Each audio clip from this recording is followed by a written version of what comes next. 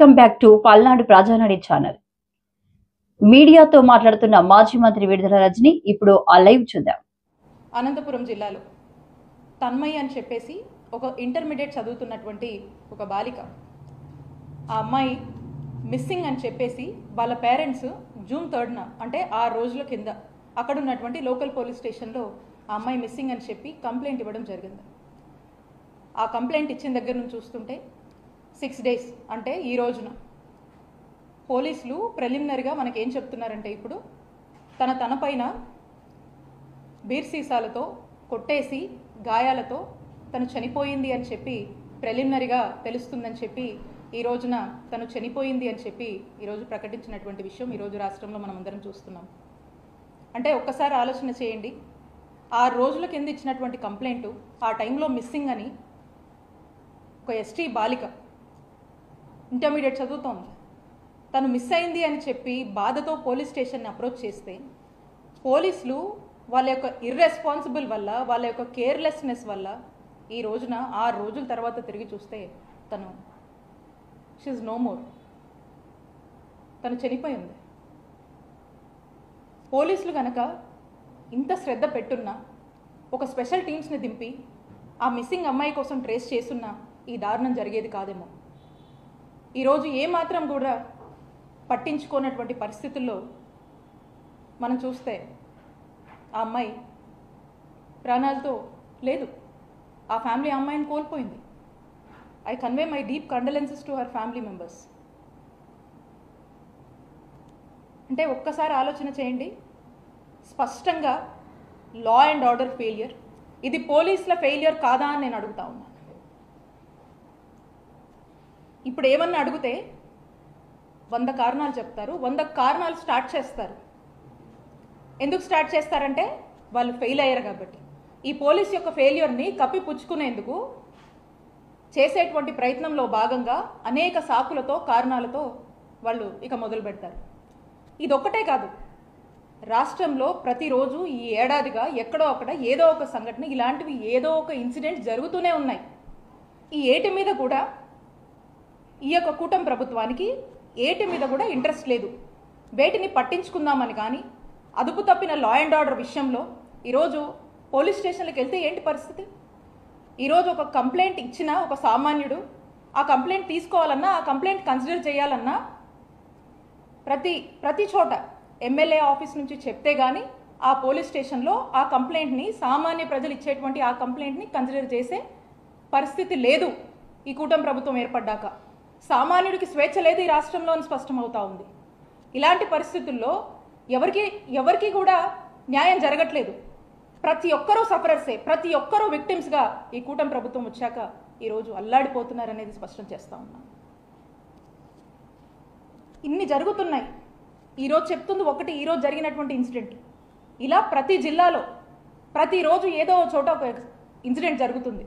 ఈ అన్నిటి మీద ఏ రోజైనా ఈ కూటమి ప్రభుత్వం ఏ రోజైనా ఒక రివ్యూ చేశారా? ఒక రివ్యూ పెట్టుకున్నారా?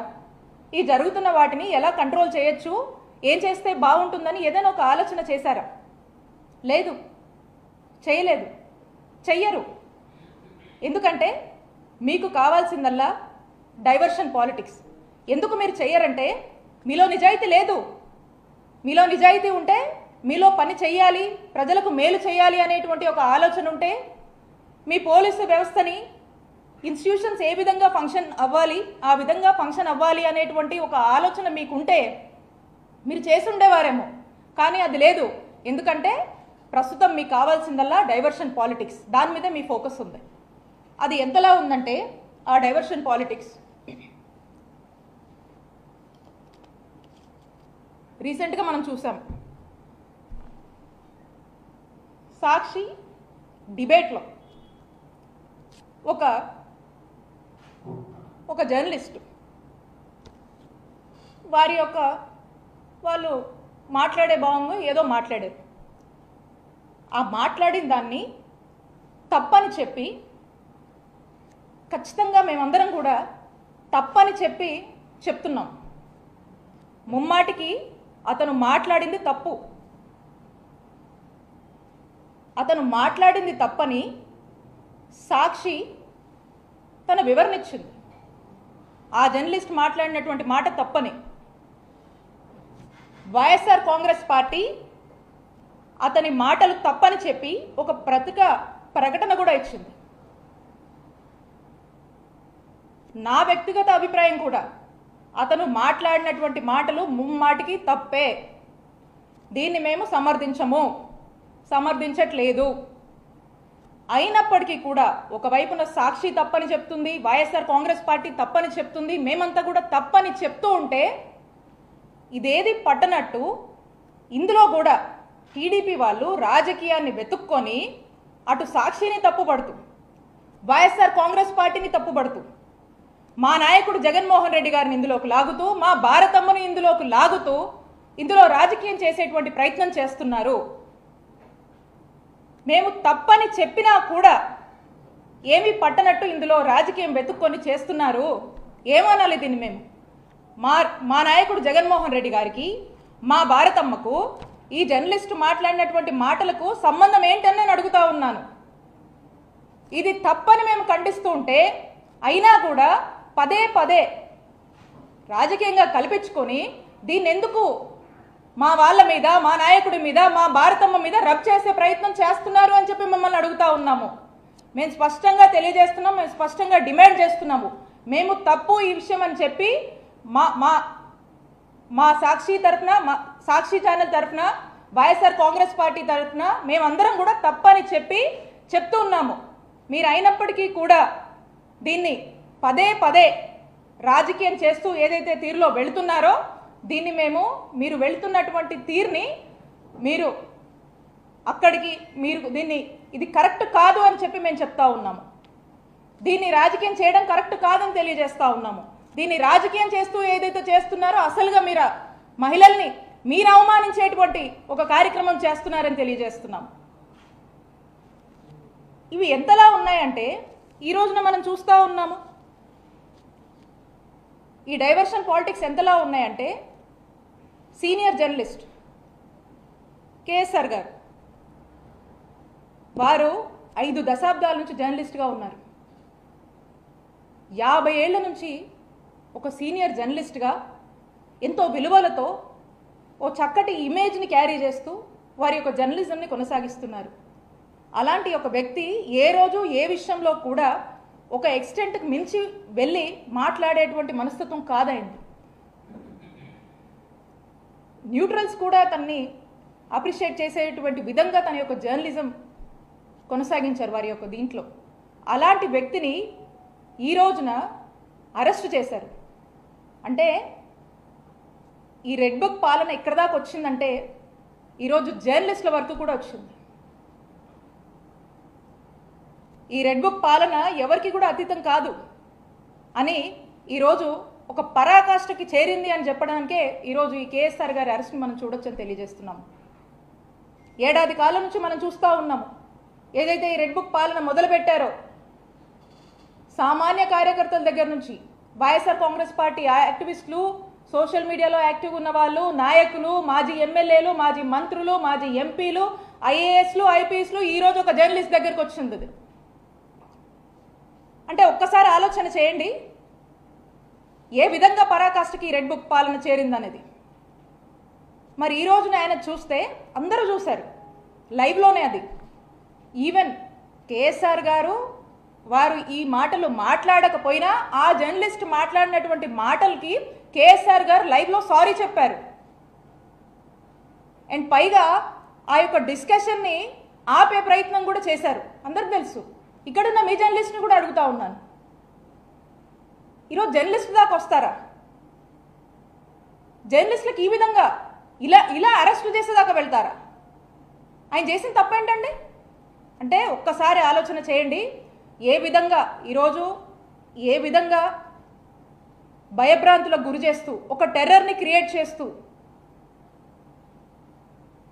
మనుషుల్ని ఒక టార్చర్ చేయడము, చంపేదాకా తీసుకెళ్లేటువంటి ప్రయత్నాలు ఈరోజు ఈ రెడ్ బుక్ పాలన చేస్తుంది కూటమి ప్రభుత్వం నాయకత్వంలో అని తెలియజేస్తున్నాము. అలానే అసలు ఈరోజు వైఎస్ఆర్ కాంగ్రెస్ పార్టీకి రాష్ట్రంలో ఉన్నటువంటి ఒక బలమైన వాయిస్ సాక్షి. ఆ సాక్షి గొంతు నొక్కే ప్రయత్నం చేస్తుంది. ఆ సాక్షి గొంతు నొక్కే ప్రయత్నంలో భాగంగా ఈరోజు సాక్షి ఆఫీస్ మీద దాడులు చేస్తూ ఉన్నారు. ఎందుకు సాక్షి ఆఫీస్ మీద మీరు దాడి చేస్తూ ఉన్నారు? సంవత్సరంగా మీరు చేసినటువంటి అరాచకాలు ఈరోజు సాక్షి చూపిస్తున్నందుక? ఈ సంవత్సర కాలంలో ఎన్నికల ముందు మీరు ఏదైతే మేనిఫెస్టో చెప్పారో, మీరు ఏదైతే మాటలు చెప్పారో సూపర్ 6 సూపర్ 7 అని, మరి ఈ సంవత్సర కాలంలో ఈ సూపర్ 6 సూపర్ 7 సింగిల్ రన్స్ కూడా తీయలేదు. అట్టర్ ఫ్లాప్ అయింది ప్రజల్లో. దీన్ని మీరు చెప్పినటువంటి మాటలు, మీరు ఇచ్చినటువంటి హామీలు, మీరు ఊదరగొట్టినటువంటి సూపర్ 6 సూపర్ 7 వల్ల మీరు మీ మాట మీద నిలబడండి. దీనివల్ల ఈ సెక్టార్ ఆఫ్ ప్రజలు ఇబ్బంది పడుతున్నారు. ఈరోజు రైతులు రోడ్డెక్కారు. ఈరోజు పొగాకు ధర లేదు. మిర్చి రైతులు ఏడుస్తున్నారు. ఈరోజు ఆరోగ్యశ్రీ సరిగా పని చేయట్లేదు. ఎంతో మంది ప్రాణాలు కోల్పోతున్నారు. ఈరోజు ఉన్నటువంటి పరిస్థితుల్లో నిరుద్యోగులు రోడ్డెక్కారు. యువత ఇబ్బంది పడుతుంది. మహిళలకు భద్రత లేదు, మహిళలకు రక్షణ లేదు, సామాన్యుడికి భద్రత లేదు, సామాన్యుడు పోలీస్ స్టేషన్కి వచ్చే పరిస్థితిలో లేరు, సామాన్యుడు ఈరోజు సంతోషంగా ఈ రాష్ట్రంలో బతికేటువంటి పరిస్థితి లేదు. చరిత్రలో ఎన్నడూ ఎప్పుడు లేనటువంటి విధంగా ఈరోజు రాష్ట్రంలో అరాచకాలు, ఇల్లీగల్ కేసులు, అరెస్టులు, జైళ్ల పాలు చేస్తున్నారు. ఆంధ్రప్రదేశ్ రాష్ట్రంలో ఈ విధమైనటువంటి ఒక చూడకూడనటువంటి పాలనని కూటమి ప్రభుత్వం వచ్చాక ప్రజలు చూస్తున్నారు, బాధపడుతున్నారు, ఏడుస్తున్నారు అనేటువంటి విషయాల్ని మీరు చెప్పిన సూపర్ 6, మీరు ఇచ్చిన సూపర్ 7 మీద నిలబడండి, అమలు చేయండి, ప్రజల్ని సంతోషంగా చూసుకోండి, ప్రజలు ఇబ్బందుల్లో ఉన్నారని టీవీ చూపిస్తున్నందుకు ఈరోజు సాక్షి గొంతు నొక్కే ప్రయత్నం చేస్తూ సాక్షి టీవీ మీద ఈరోజు దాడులు చేస్తూ ఉన్నారు. ఇది మనం డెమోక్రటిక్ సిస్టంలో ఉన్నాము. ఈ సిస్టంలో ఇదేనా? ఇలానేనా మనం నడుచుకోవాల్సింది? ఇలాంటి గవర్నెన్సా మనం ప్రజలకు ఇవ్వాల్సింది?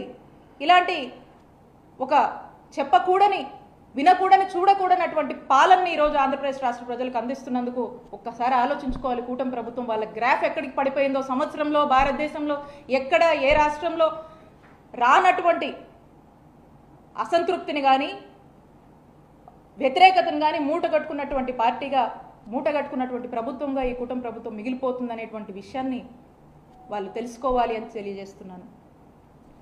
ఈ విధంగా మరి చేస్తూ, ఇదే కాదు, ఎక్కడ చూసినా, ఏ జిల్లాలో చూసినా ఎన్ని అన్యాయాలు జరుగుతున్నాయి, ఎన్ని అక్రమాలు జరుగుతున్నాయి, ఎన్ని అరాచకాలు జరుగుతూ ఉన్నాయి. మొన్న మనం చూసాము, వెన్నుపోటు దినం అని చెప్పి రాష్ట్ర వ్యాప్తంగా చాలా పెద్ద ఎత్తున కూడా ఒక 1 ఇయర్గా ఈ ఏడాదిగా కూటమి ప్రభుత్వం చేసినటువంటి అరాచకాల్ని ఎక్స్పోజ్ చేస్తూ ప్రజలంతా రోడెక్కి వైఎస్ఆర్ కాంగ్రెస్ పార్టీకి పెద్ద ఎత్తున మద్దతుగా వచ్చి ఈ యొక్క పాలనని, ఈ యొక్క ఫెయిలియర్స్ని ఎత్తి చూపించేటువంటి ప్రయత్నం చేస్తూ చాలా ఒక మంచి అద్భుతమైన స్పందన, ఒక ఆదరణ కానీ, ఒక మంచి ఇదిని కానీ ఈ ప్రోగ్రాం వల్ల వచ్చి ప్రజలకు కూడా ఒక నమ్మకం వైఎస్ఆర్ కాంగ్రెస్ పార్టీ మీద ఇంకొంచెం పెరిగి, అలాగే ఈ ఉన్నటువంటి గవర్నమెంట్ యొక్క ఫెయిల్యూర్ని ప్రజలకు ఎక్స్పోజ్ చేసే ఒక ప్రయత్నం చేసినప్పుడు మేము సక్సెస్ అయ్యాము. మరి ఇదంతా ఓర్చుకోలేక ఈ 1 ఇయర్గా వీళ్ళు ఏం చేయలేదు కాబట్టి, డైవర్షన్ పాలిటిక్స్ చేయాలి కాబట్టి డైవర్షన్ పాలిటిక్స్ ఎంచుకొని ఏదో ఒక అంశాన్ని రాజకీయం చేస్తూ, అందులో రాజకీయాన్ని వెతుక్కుంటూ డిఫేమ్ చేసి, వైఎస్ఆర్ కాంగ్రెస్ పార్టీని డిఫేమ్ చేసి, వాళ్ళ యొక్క వస్తున్నటువంటి చెడ్డ పేరు ఏదైతే వస్తుందో దాన్ని ఇది చేసుకునేటువంటి ఒక ప్రయత్నంగా ఈ రకమైనటువంటి డైవర్షన్ పాలిటిక్స్ చేస్తూ ఉన్నారు. నేను చెప్తా ఉన్నాను స్పష్టంగా, మీరు ఒక్కసారి ఆలోచన చేస్తే, మా నాయకుడు జగన్మోహన్ రెడ్డి గారి హయాంలో మేము మీలా కాదు, ఎన్నికల ముందు ఏదైతే ఒక మేనిఫెస్టో ఇచ్చామో, ఏదైతే ఒక నవరత్నాలను ఒక మేనిఫెస్టో చెప్పామో, అది వచ్చిన సంవత్సరానికే 90% అమలు చేసి ప్రజలు మన్నల్ని పొందినటువంటి నాయకుడు మా నాయకుడు జగన్మోహన్ రెడ్డి గారు. అలాంటి ప్రభుత్వం జగనన్న ప్రభుత్వం. ఆ విధంగా మేము అడుగులు వేశాం. ఇందాక చెప్పినట్టు చూసుకుంటే మా హయాంలో, మా జగనన్న పాలనలో జగనన్న మహిళా పక్షపాతి. జగనన్న మహిళల్ని ఫినాన్షియల్గా స్ట్రెంథన్ చేయడానికి ఎంతగానో పరితపించారు. జగనన్న ఉమెన్ని పొలిటికల్గా ఎంకరేజ్ చేయడానికి ఎంత తప్పించారో రాష్ట్ర ప్రజలు చూశారు. జగనన్న ప్రవేశపెట్టినటువంటి మేనిఫెస్టోలో 90% స్కీమ్స్ ఆల్మోస్ట్ ఉమెన్ సెంట్రిక్ స్కీమ్స్గా ఉండి ఉమెన్ని స్ట్రెంథెన్ చేసే దిశగా అడుగులు ముందుకు వేశారు. ఉమెన్ సెక్యూరిటీ కోసం పనిచేశారు. ఉమెన్ సేఫ్టీ కోసం జగనన్న పనిచేశారు. దిశ యాప్ లాంటివి తీసుకొచ్చి దిశ యాక్ట్ కూడా ఇక్కడ దిశ యాక్ట్ని కూడా అమలు చేయాలని ఏ విధంగా పరితపించారో చూశారు. దానికి చివరిగా మళ్ళీ మీరే పుల్లలు పెట్టి దిశ యాక్ట్ని అవనీయకుండా మీరే అడ్డం పడ్డారు. బట్ అయినప్పటికీ దిశ పోలీస్ స్టేషన్లని మహిళలకు సంబంధించి అనేక ఇనిషియేటివ్స్ తీసుకొని రాష్ట్రంలో ఈ జనరేషన్కి మహిళలకు సంబంధించినటువంటి అంశాల్లో ఒక సోషల్ రిఫార్మర్గా జగనన్న ఎంత పరితపించారో ప్రతి ఒక్క మహిళ, ఈ రాష్ట్రంలో ప్రతి ఒక్క మహిళ మర్చిపోలేదు, గుర్తుపెట్టుకున్నారు. అలాంటి ఒక గొప్ప వ్యక్తి, అలాంటి మహిళా పక్షపాత అయినటువంటి మా నాయకుడు జగన్మోహన్ రెడ్డి గారి మీద మీరు రాజకీయాలు చేస్తారా? వాళ్ళ యొక్క కుటుంబాన్ని లాగుతారా?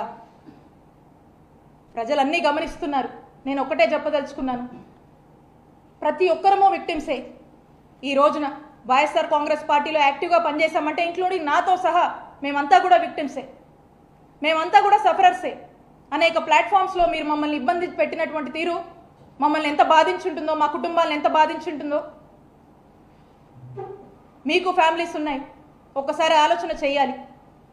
కాబట్టి ప్రతి ఒక్క విషయాన్ని, మీరు చేస్తున్నటువంటి ప్రతి ఒక్క అరాచక పాలనని ప్రజలందరూ కూడా గమనిస్తున్నారు, గుర్తుపెట్టుకుంటారు.